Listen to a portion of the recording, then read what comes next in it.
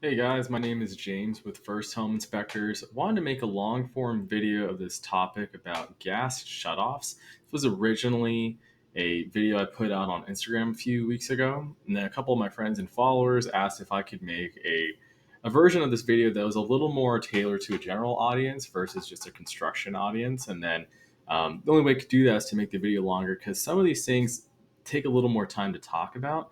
And so I'll dive into that right now. So the first thing, right, that gas shut off and the intent of this, right? And I'm going to talk about the intent and we'll take a step back.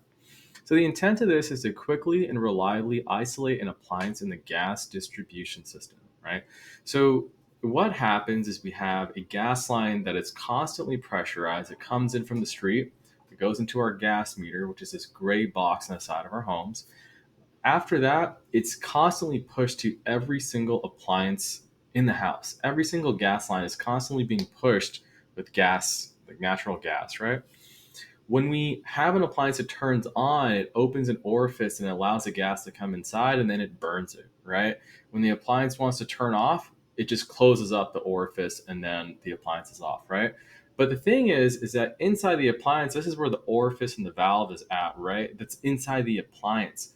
We need something outside of the appliance so we can turn it off and then exchange the water heater with a different water, make a gas line repair. So to say that one more time, like, yeah, a perfect example of this would probably be our ovens, right? So when we use our range or cooktop, right, when we turn on a burner to like make macaroni and cheese or something, we're literally turning a gas valve, right? Gas comes out of that and then it gets ignited and then we have a flame that we use, right?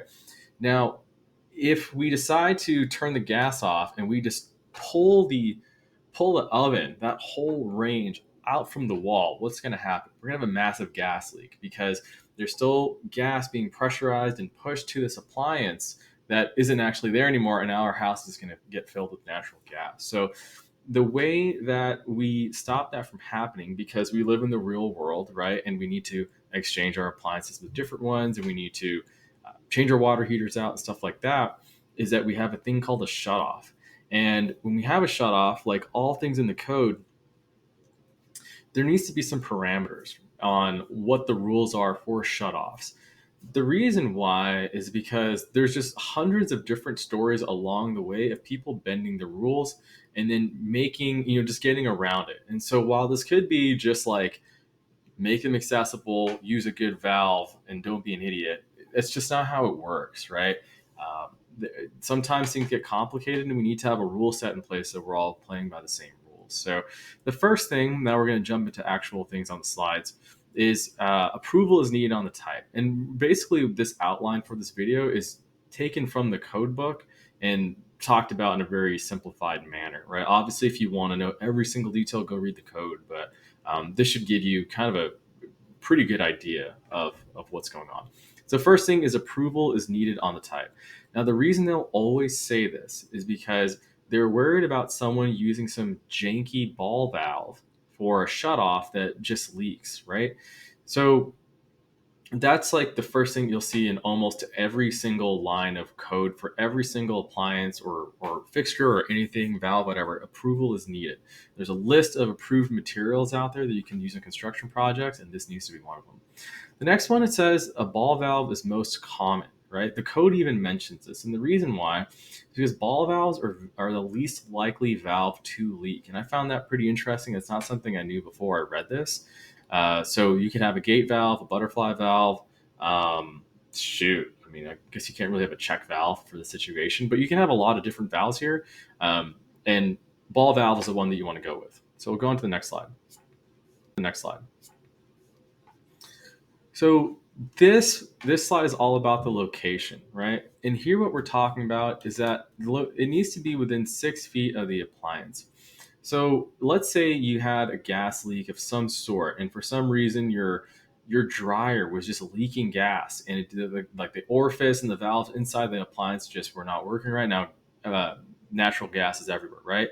Rather than shutting off gas for the whole home, we want to shut off gas to the appliance, and so it needs to be within 6 feet. We don't want to be running around all over the place trying to find this thing. We need to make this really simple. So within 6 feet is the way to go. And another thing about the 6 feet rule You often have a rigid pipe that'll carry natural gas inside your walls and everything. And then once it comes out in a flex line. There's a lot of rules with flex, and you can't go very far with it because it's flimsy, and we don't want to have to deal with unreliable things like that.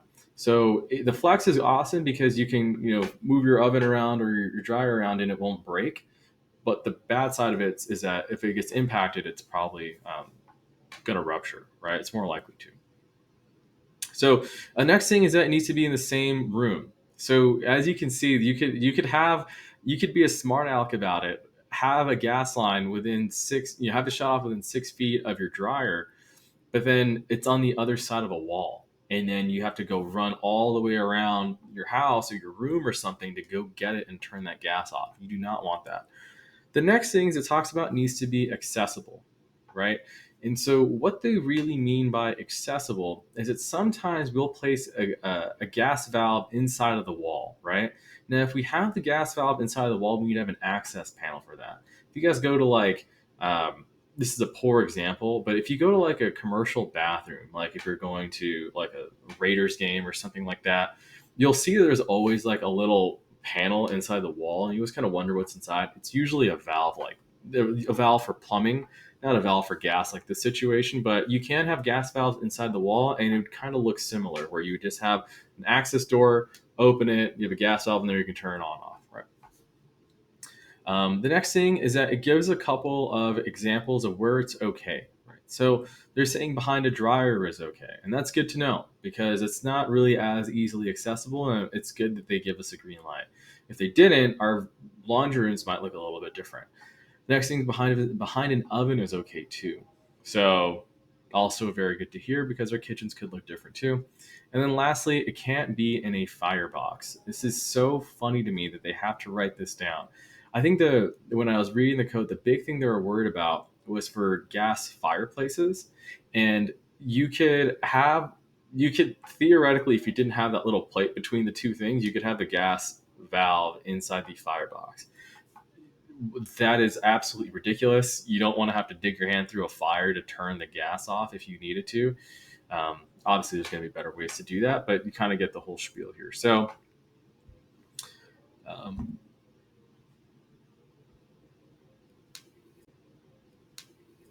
so that's kind of the whole spiel on the gas valves and all that. Trying to think of any common questions people might have. I guess a good question people might have is what appliances have gas? The first one would be our water heaters in the garage. The next one would be our dryers for our clothes. They light a little flame and then they just roll a bag of, a barrel of clothes and then blow air into it and suck air out of it simultaneously. And then that's what dries our clothes off, right? After that, we have our oven and we have our range or cooktop. Cooktop and range is the same thing virtually. Um, After that, we have a furnace that's up in the attic somewhere that most houses in Vegas will have. We also have a gas fireplace uh, that it's kind of getting outlawed right now. You shouldn't really have any more new homes that have a gas fireplace, but the older ones will. And those are all the items that have a gas shutoff valve that take gas and need a shutoff valve like that. So hope you guys found this video interesting. Hopefully, I slowed things down a little bit. If you have any questions, drop them in the comments. And yeah, if you like this type of video, let me know and I'll make more of them.